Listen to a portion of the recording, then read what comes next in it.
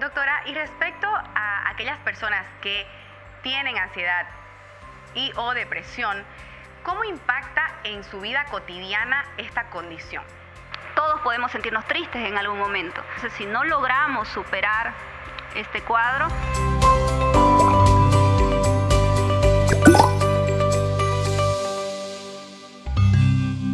Bienvenidos a un nuevo episodio de Hiperconsejos de Farmacias Hipermaxi. Yo soy Roxana del Río y seré su anfitriona para poder entrevistar a los mejores profesionales de salud para adquirir de ellos muchos consejos y novedades de este rubro. Es por eso que en esta oportunidad tenemos a una gran invitada y les hablo de la querida doctora Roseline da Silva Languidey. Ella es reconocida psiquiatra con la cual el día de hoy hablaremos acerca de la gran epidemia del siglo XXI, la ansiedad y la depresión. Querida doctora, bienvenida, qué gusto tenerla con nosotros. para mí es un placer realmente estar aquí con ustedes y hablar sobre la salud mental, que es a lo que me dedico día a día. Antes de empezar la entrevista, ¿le parece si hablamos un poco de su historia, de sus motivaciones y, por supuesto, un pequeño resumen de su gran trayectoria? Claro que sí. Como menciona, soy médico psiquiatra. Nací y crecí en San Rafael de Velasco, es un pueblito hermoso de la Chiquitanía que todos deben conocer en algún momento. Vine a la ciudad, estudié medicina y llevamos varias materias de medicina. Entonces, una de ellas es salud mental, que fue amor a primera vista. Posteriormente fui invitada para realizar pasantías en el Hospital Psiquiátrico Benito Meni de manera voluntaria. Me presenté al examen de residencia, donde se realiza ya la especialidad de psiquiatría, y actualmente me desempeño como médico psiquiatra en el hospital y de manera particular.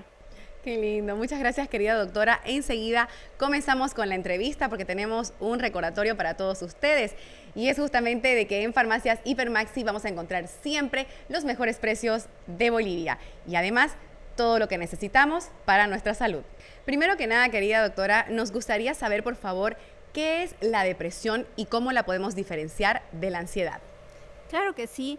La ansiedad es una respuesta normal ante una amenaza, es decir, todos podemos sentir ansiedad en algún momento. Esto se vuelve patológico cuando aumenta de intensidad, es más frecuente e interfiere con nuestras actividades de la vida diaria. Y la depresión, todos podemos sentirnos tristes en algún momento. Sin embargo, cuando esta persiste la mayor parte del día, durante 2 semanas, por lo menos, ya se puede considerar un episodio depresivo, que hay diferentes grados también, y hay sentimientos constantes de culpabilidad, tristeza, inutilidad, culpa por algún motivo. Entonces, si no logramos superar este cuadro, es indicativo de que ya no es normal y debemos realizar una consulta con un especialista en salud mental. Doctora, y hemos escuchado en muchas ocasiones, o habíamos escuchado, de que la nueva enfermedad del siglo XXI es nada menos que el estrés. Pero ahora de pronto eso como que fue pasando y ya se fue instaurando, y vamos a repetir el título de este lindo episodio, que ya se dice que esta epidemia del siglo XXI es nada menos que la ansiedad y la depresión. ¿Usted qué cree acerca de esto? Claro que sí. De hecho, 2018, 2019 ya se reportaban por la OMS 1,5 millones de personas que llegaban a fallecer por suicidio. Entonces, estamos hablando antes de la pandemia. Antes de la pandemia, exacto. Y 2020 esto empeora, las cifras aumentan de manera alarmante. Ya se reporta de que 1 de cada 4 personas tienen un cuadro de salud mental. Es increíble, ¿no? Y la verdad es que tenemos que ser cada vez más conscientes para saber detectar estas situaciones y sobre todo para darnos cuenta si tenemos algún familiar o ser querido cerca de nosotros para poder colaborarlos de esta manera. Y respecto a las características o en todo caso los síntomas de la depresión y la ansiedad, justamente lo que mencionaba hace un momento, ¿cómo podemos detectar una situación y la otra? ¿Qué señales nos da el paciente? Claro que sí, la ansiedad es una sensación de angustia, de intranquilidad constante o casi mayor parte del día ante ciertos estímulos, habiendo o no. Entonces el cuerpo hay que destacar de que el cerebro funciona o reacciona ante estímulos reales o imaginarios. Entonces va a desencadenar una respuesta de lucha o huida, porque es una manera de protegernos. Entonces se dan las palpitaciones, sudoración, esa inquietud, angustia, pensar en que algo muy malo va a pasar, siendo que es poco probable. Entonces 92% de lo que pensamos o nos preocupa no pasa, por dar un dato así a la ligera. Claro. Doctora, y respecto a aquellas personas que tienen ansiedad y o depresión, ¿cómo impacta en su vida cotidiana esta condición? En realidad impacta en todos los aspectos. Es impresionante cómo una salud mental mermada se va a notar en nuestro rendimiento académico, en el rendimiento laboral, en nuestras relaciones interpersonales con la familia.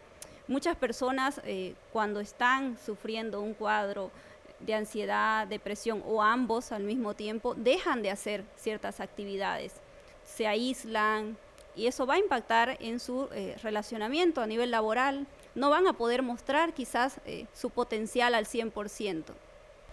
Es correcto. Y respecto a la situación que usted describe, doctora, hay muchas personas que se intimidan ante la sociedad.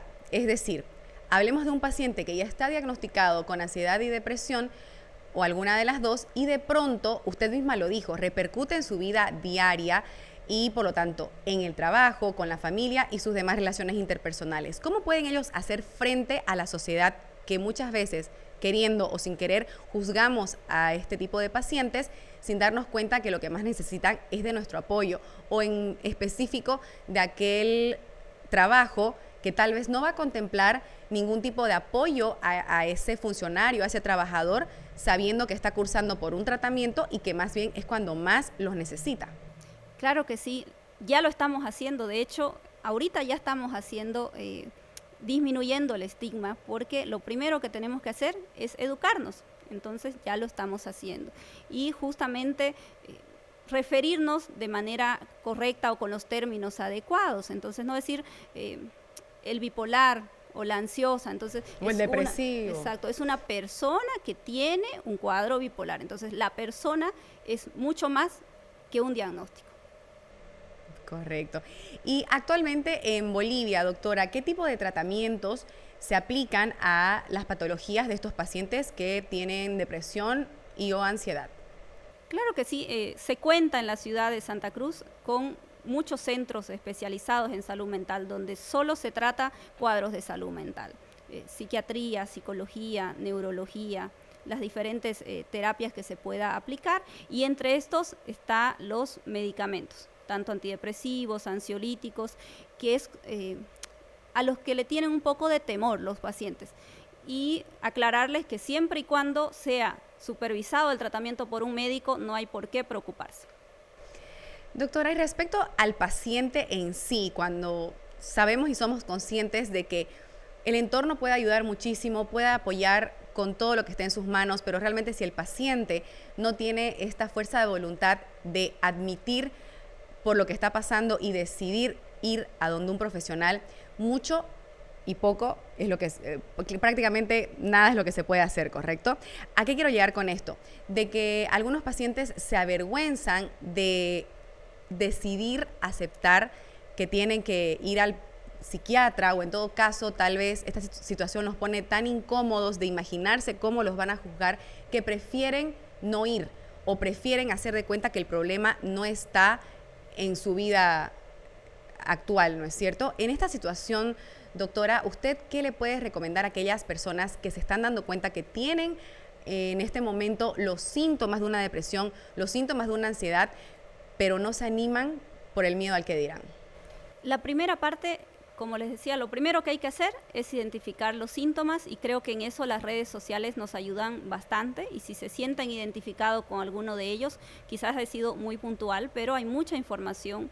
Informarse y acudir a un centro de salud mental o a un especialista en salud mental para que pueda hacerle una evaluación y confirmar quizás lo que ya sospecha, e informarse de primera mano, porque también hay sobreinformación. Entonces no todo lo que vemos es cierto o es de fuente fidedigna. Entonces el médico le va a dar las opciones terapéuticas, quizás solo terapia por la intensidad del cuadro, quizás medicamentos más terapia, entonces le va a orientar mejor antes de estar pasándola mal.